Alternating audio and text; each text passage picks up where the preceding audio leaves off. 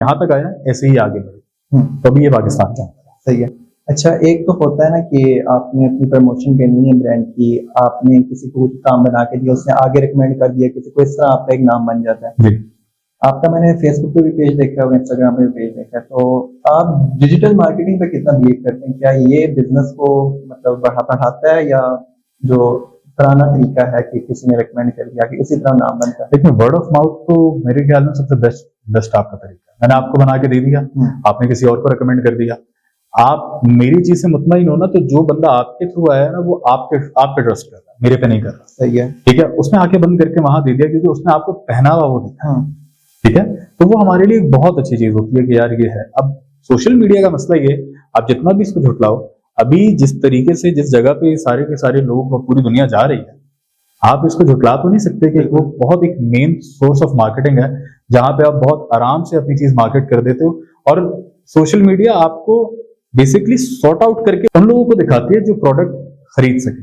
ठीक है, जिन्होंने लास्ट 2-3-4 महीने के अंदर कोई ऐसी चीज ऑनलाइन खरीदी है, क्योंकि उनके पास पूरा एक डेटाबेस होता है। तो वो जो डेटाबेस होता है जिसके लिए हमें मेहनत करनी है, वो सोशल मीडिया करके बैठा हुआ, इसीलिए वो चल रहा है। ठीक है, अगर आप बैठ के मुझसे बात कर रहे हो और आप कहते हो यार मैंने एक मैंने रिस्ट वॉच लेनी है, आपको थोड़ी देर बाद ऐड नजर आता है।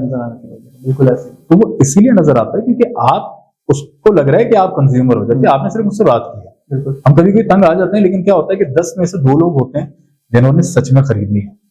तो वो 2 लोग जो है वो रिस्ट वॉच वाले के पास, जो रीसेलर वगैरह जो भी उसका बैठा हुआ है पीछे, वो उसके पास पहुंचता है डायरेक्ट और वो उसको अप्रोच करते हैं सोशल मीडिया की। बिल्कुल, मैं मानता हूँ कि ये चीज अच्छी है। ठीक है, इतनी ज्यादा नहीं, क्योंकि जाहिर सी बात है आप मेरी अपनी जो ये फील्ड है इसके अंदर फिजिकल इंटरेक्शन जो हमारी 1-to-1 होती है ना, कि क्लाइंट आया, उसने समझाया, हमें एक चीज खड़ा करने के लिए, मतलब अगर आपको लगता है कि एक पार्टी वेयर ऐसे ही मैंने 2 महीने में खड़ा कर दिया, वो 15 दिन में भी हो जाता है, लेकिन 1 से 1.5 महीना सिर्फ उसके चेंजेस वगैरह, क्योंकि हम पहले तो कपड़ा उठाते हैं पूरा, उसको ड्रेप करते हैं, एक एक पैनल ड्रेप होता है मैनेकिन के ऊपर, एंड देन वहां से निकलता है, फिर वो अपने कपड़े पे सिला के एंड देन उसके बाद आता है। तो बार बार आके वो क्लाइंट आके उसको चेक करेगा, उसके मेजरमेंट्स वगैरह, ये सारी चीजें बनने के बाद ड्रेस नहीं खोल सकता। उसमें जितने हम चेंजेस करेंगे बनने के बाद वो उतना खराब होता रहता है, तो हम इसको कच्चे पे ही सही करते हैं। ऑनलाइन हमें वहां पे थोड़ा सा जो है ना, वो क्लाइंट के साथ जो इंटरेक्शन है ना हमारा, वो नहीं होने देता। उसने ऑर्डर किया, हाँ, अगर मैं प्रोडक्शन निकाल दूं बल्क में, सोशल मीडिया बहुत अच्छी तरीके से ना इस चीज को हैंडल कर लेगा कि यार मैंने एक चीज के 100 पीस बना लिए, मैंने वहां पे डाल दिया। अमेजॉन वगैरह कोई भी चीज, आप कोई भी प्लेटफॉर्म उठा लें, यहाँ का दराज वगैरह कुछ भी उठा लें, आप वहां पे सिर्फ और सिर्फ डाल दें कि यार मेरी क्वांटिटी जो 100 है और ये मेरा प्रोडक्ट है, बिक जाएगा। जो मैं बना रहा हूँ वो मैं वहां पे डाल ही नहीं सकता, मैं बना एक रहा हूँ, और बना मैं तब रहा हूँ जब आपने मुझे ऑर्डर दिया है। मैं आपको ऑर्डर दिए बगैर तो नहीं बना रहा, अपने पास से कुछ भी नहीं कर रहा। तो ये इस तरीके से सोशल मीडिया को हम बाद में टारगेट करेंगे, अभी फिलहाल हमारा जो वर्ड ऑफ माउथ है वो बहुत अच्छा है, हम उसमें ओके हैं। सही है। अच्छा, आपने जब ये शुरू किया था उस वक्त आपने मतलब जाहिर है जब आपने स्टार्टअप इसका लिया होगा, उस वक्त आपके पास कितने एम्प्लॉयज थे और अब आपके पास कितने एम्प्लॉयज हैं? देखिए, जब मैंने स्टार्ट किया था तो मैं अकेला था। ठीक है। ठीक है, एक शॉप ली थी हमने कराची में तो ये थी, और वो शॉप भी इस तरीके से थी कि वो कहते हैं ना, उसका कितना ज्यादा वो तो नहीं था, हमारे पास कोई इन्वेस्टमेंट नहीं थी, तो हमने जिस जगह पे वो उठाई थी वहां पे वो बेसिकली पीछे मैकेनिक्स वगैरह इन सबकी शॉप्स थी। इसके दरमियान तो एक ऑफिस था, वो हमें मिल रहा था फर्निश, हमने वो उठाया था। और पहले दिन मुझे याद है एक कारीगर हमने बुलाया था, वो बैठा था, हम उसको अड्डा कहते हैं जिसके ऊपर कोरे दबके का काम होता है ना, तो अड्डे के उस पर हमने जरदोजी का एक कारीगर बुलाया, और उस कारीगर ने हमें एक छोटा सा फूल था वो बनाने में उसने 1 हफ्ता लगाया, क्योंकि वो पर डे के उस पे होता है, उसको बस 1 हफ्ते के पैसे खड़े करने थे, और उसने इस तरह 1 हफ्ता हमारा गुजारा।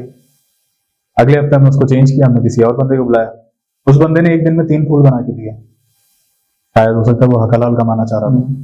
देन उसके बाद वो बंदा आज तक हमारे साथ है, उसी ने 1-2-4 लोगों की टीम बना ली, लेकिन मतलब वो ये कि हो सकता है वो 1 हफ्ते की जो डस्ट मुझे लगी वो 1 महीने की भी हो सकती थी, वो 1 साल की भी हो सकती थी, मुझे नहीं पता चलता कि वो मेरे साथ कर क्या रहा है, या मैं बस ऐसे ही पैसे उसको दे रहा हूँ हराम उसमें।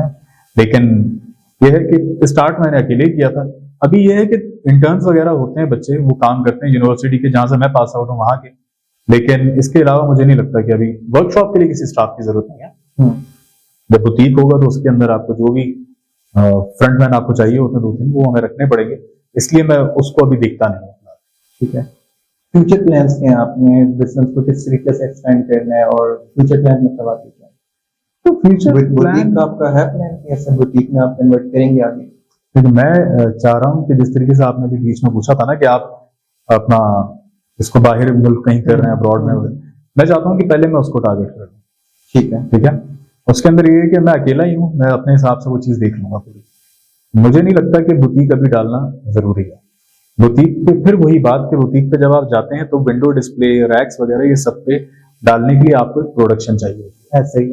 तो प्रोडक्शन जब मैं बनाऊंगा तो फिर मैं बुटीक पे जाता हूँ। अब मैं जब बना मेड टू ऑर्डर रहा हूँ तो फिर मैं वो क्लाइंट ढूंढूंगा जो मेड टू ऑर्डर मेरे से बात करता है। ठीक है, उसके लिए मैं ये चाहता हूँ कि मैं बाहर मुल्क जाके या ये वास्ट उस लेवल पे लेके चला जाऊं कि बस बाहर से वही सारे ऑर्डर जो पाकिस्तान से आ रहे हैं वो बाहर से आ रहे हैं। इसमें आपका सऊदीया भी आता है, आपका कनाडा एक बहुत अच्छा टारगेट ऑडियंस है, आपका यूके है, गल्फ कंट्रीज सारी, गल्फ कंट्रीज में तो सारे हैं। देखिए आपको वहां पे ना थोड़ा सा अपना जो डिजाइन है या उसका एक जो नेचर है डिजाइन का उसको थोड़ा चेंज करना पड़ता है। बिल्कुल ऐसे ही है। उसमें ये है कि अगर मैं कहता हूँ मैं जैसे बुर्का या अबाया हो गया, अगर मैं उसके अंदर काम करना शुरू कर दूं, ठीक है, अगर मैं थोड़ा फ्लेयर वाले कपड़े डालना शुरू कर दूं जो पर्दे का भी एहतमाम रखें और एक डिजाइनिंग के उस नेचर को भी साथ लेके चलें, तो मुझे लगता है गल्फ कंट्री बहुत अच्छी है। सही। अब मैं कनाडा जाता हूं तो कनाडा के अंदर यह है कि वहां पे अगर मैं कहता हूं कि एक ब्राइडल जो पाकिस्तान के अंदर भरा हुआ जोड़ा पहन रही है कनाडा में नहीं कैरी करती। बिल्कुल। कनाडा में यह है कि अगर एक टॉप पूरा फुली लोडेड है तो उनका जो पूरा लहंगा होगा वो पूरा सादा होगा और नीचे सिर्फ और सिर्फ एक लेस होती है। ऐसे ही।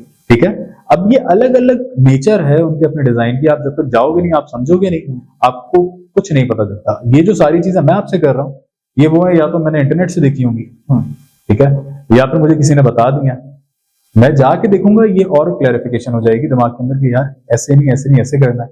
वो चीज हो सकता है मुझे ज्यादा सूट कर जाएगा, यार ये तो ज्यादा एक पैसा जनरेट हो रहा है उसके अंदर जो कि यहाँ नहीं हो रहा। ठीक है, तो वो फिर उसको वाइस वर्सा ऊपर नीचे कर करा के हम चला देंगे। ठीक है, बुटीक के ऊपर मैं बिल्कुल भी अभी मेरा रुझान नहीं है। ठीक है, तो ये ऐसा कुछ भी नहीं है कि मैं 2-3 साल में भी नहीं देखता उस चीज को, क्योंकि मुझे शुरू किए हुए मेरे ख्याल में ज्यादा अभी 6-7 साल ही होंगे। इस चीज को 2017 में स्टार्ट हुआ, स्टेबिलिटी 2018-19 में आई थी इसका। ठीक है, तो देखा जाए तो 5 साल ही हुए टोटल।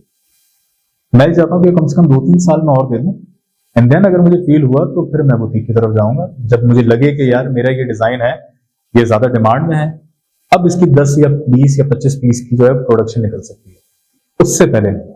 सही है।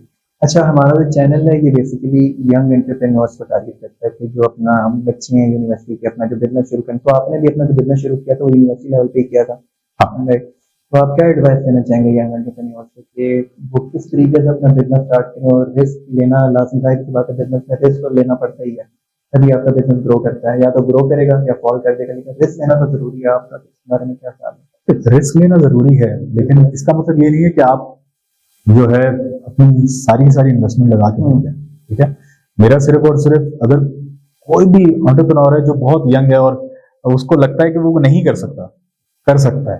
ठीक है, मैन्युफैक्चरिंग जो है वो किसी भी फील्ड में चले जाओ, मैन्युफैक्चरिंग का जो प्रोसेस है वो सेम है। बिल्कुल ऐसे ही। ठीक है, किसी भी चीज को असेंबल करके ही बेचोगे ना, रॉ मटेरियल तो हाथ में नहीं दे रहे, रॉ तो आपके क्लाइंट के पास है, वो आपसे चीज मांग रहा है मैन्युफैक्चरर। ठीक है, उस चीज को आप कहीं भी बैठ के कर सकते हो। अब लोगों का ये होता है कि यार अगर मेरे पास 10 लाख की इन्वेस्टमेंट है तो ही मैं काम शुरू करूं। 2017 में जिस शॉप से मैंने शुरू किया था उसका रेंट 7,000 रुपए था। ठीक है, आज अगर मैं वर्कशॉप की बात करता हूँ, वर्कशॉप का 35-40 हजार हो जाएगा। ठीक है, अभी के हिसाब से भी कम है। ठीक है, ढूंढना पड़ता है, निकालना पड़ता है। बट मेरा ये कहना है कि इफ आपके अंदर कुछ टैलेंट है और आपको लगता है कि यार ये एक स्पेसिफिक चीज है, मैं इसमें कर सकता हूं, कोशिश करो कि कितना ओवरहेड एक्सपेंस कम कर सको, और जितना आप कम से कम 1 साल का आपके पास में बैकएंड होना चाहिए। बैकअप है 1 साल का, काम शुरू करो, नहीं है जरूरत नहीं, थोड़ा वेट कर लो। साल वेट करोगे, साल के अंदर भी आपका रिस्क कोई नहीं लेके जा रहा, हो सकता है रिस्क 1 साल बाद ही लिखा हो। तो वो 1 साल वेट के बाद जब जैसे ही आप शुरू करोगे काम, आपको एक सुकून रहेगा कि बॉस ना मैंने किराया देना है जेब से, ना बिजली का बिल देना है, वो सारी चीजें मेरे पास हैं, मैंने जमा की हैं सिर्फ इस दिन के लिए।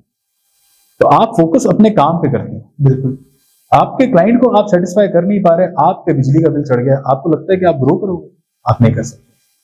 तो मेरा बस ये है कि बस जितना मिनिमम आपका बजट है वो, और फ्रीलांसर्स के अलावा जो भी लोग स्टार्टअप लेते हैं वो घर से बैठ के काम नहीं कर सकते। अगर किसी ने कह दिया है यार ये तो तुम घर से बैठ के कर सकते हो, तुम फ्रीलांसर नहीं हो, बॉस नहीं कर सकते। घर से बाहर निकलो, लेकिन सस्ती जगह ढूंढो, एक ठिकाना जहाँ पे आपका लैंडलाइन नंबर हो अपना, आप क्लाइंट से इंटरेक्ट कर सको, क्योंकि क्लाइंट को आप पे भरोसा होता है जब आपका लैंडलाइन नंबर अपना होता है। बिल्कुल ऐसे।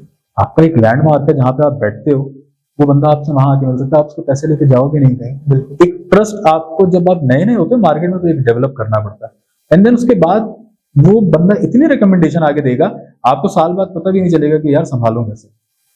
तो ये स्टार्टअप के लिए जरूरी है कि साल डेढ़ का बैकअप, बस और कुछ नहीं।